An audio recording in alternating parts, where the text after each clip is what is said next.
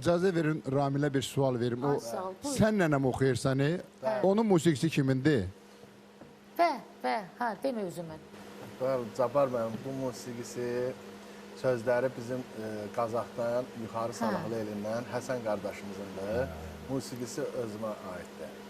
Deməli, bu musiqiçiləri işə salan sənsən də. Allah Yəni, bizi hansı ki, o toylarda başlayırlar, gəlirlər üstümüzdəki o sən nənəm. Deməli, o bəlanı bizə sən vermirsən.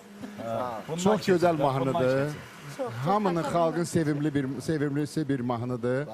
Gönül xanım, bəlkə elə o sən nənəm. Elə söz düşmüşkən bəlkə o mahnı ilə başlayaq. Buyur, görək qəşəng mahnını səslənsin.